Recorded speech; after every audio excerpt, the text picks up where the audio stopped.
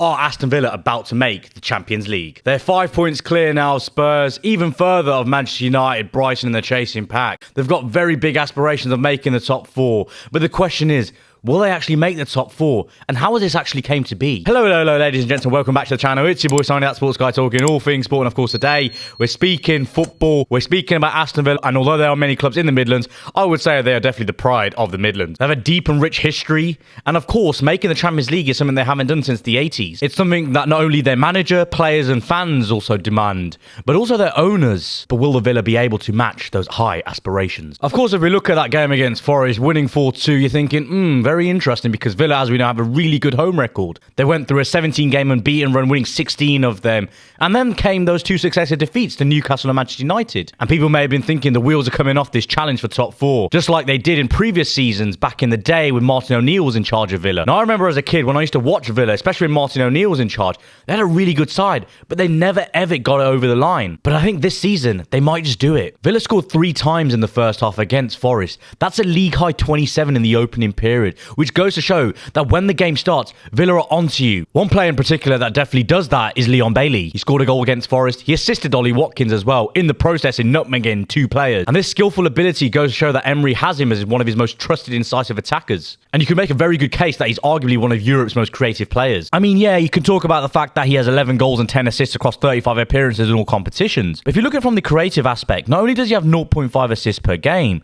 but the quality of passes into dangerous areas, measured by expected assists, for example, is among the strongest in Europe. The only other player that can really compare with him in terms of a statistical perspective, in terms of the amount of assists he's getting and the amount of expected assists, is Leroy Sane. If you look at Bailey, he likes to fuse to Villa's patterns of play. He's deployed as obviously the chief disruptor of the opposing defences, and he's got that license, crucially, to back himself and take those risks, which is what Emery's looking to do. Yeah, Emery of course has him on the right, but the way he stretches the defence is amazing. He makes those out to in runs, and then of course when he peels off to the flank, he has the defender 1v1, which most of the time I would favour Bailey. But of course this is part of the bigger pattern of play that Villa have. Villa looks to deploy that box midfield, which means that they overload centrally, meaning that the wingers then have that license to attack their fullbacks 1v1. By dragging opponents to either side of the pitch, it then shifts the whole defence of the opposing team, meaning when you quickly switch play to a Bailey, he's most effective. But of course, Leon Bailey is one of many players that have helped Villa get to this position, and for me, will probably mean they do make the Champions League. As we know, next season, it's not just the top four. The way the English sides are doing in the European Cup competitions this season does mean that if you do finish 5th, there's a very good chance that you will make top 4. Now, although I just say if you make 5th, you make top 4, the top 4 is the holy grail. That's what we've always known as a Champions League, especially for a club like Villa that have these high aspirations. But we need to take a step back and see how they actually got to this position as well. FFP is massive to Villa. We all know that the profit and sustainability rules are definitely being a massive hindrance to many clubs in the league. You have Everton, you have Nottingham Forest, potentially even Newcastle United under the thumb of these PSR rules. But Villa were also in that position if it wasn't for shrewd moves in the transfer market, not only from a recruitment perspective, but also the way they were balancing the books as well. From a PSR perspective, this summer was definitely going to be an issue for Villa, because as we know, in 2021, they sold Jack Grealish for £100 million. That meant that over the succeeding seasons, over a 3-year period, they would be covered by that revenue. But of course, this season, it wouldn't have covered them, meaning that when you look back to the 3-year period previously, it would be an issue for. But of course, Villa are shrewd. They became mindful of this shielding against these PSR threats.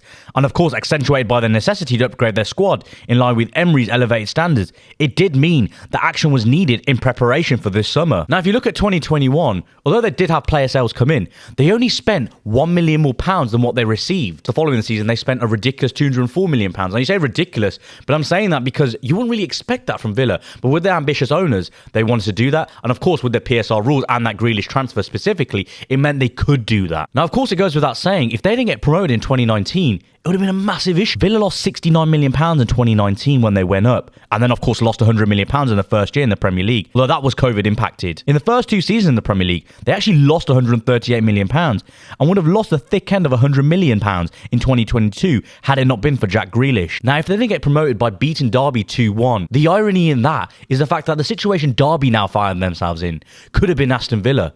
But it's funny how the universe works in mysterious ways, and here we are speaking about Villa and how the succeeding seasons after that, they've actually managed to make it so that FFP and especially PSR isn't really an issue for them. And you have to give Emery a lot of credit for this as well. Of course, the footballing operations have been really smart and shrewd, but Unai Emery has a complex balancing act here because he wants the best players that he has at his disposal. But working with FFP and PSR is a problem because it means that some of the players you want to buy, you might not necessarily be able to because it might take the club over that £100 million limit. There are talks about proposals to redevelop and expand Aston Villa, and although this might be a thing for maybe the long term, Emery does understand that what they do on the pitch will inevitably be a reason why they could build that stadium. Of course, recruitment comes into that as well. Of course, I spoke about how Emery wants the best players for his squad.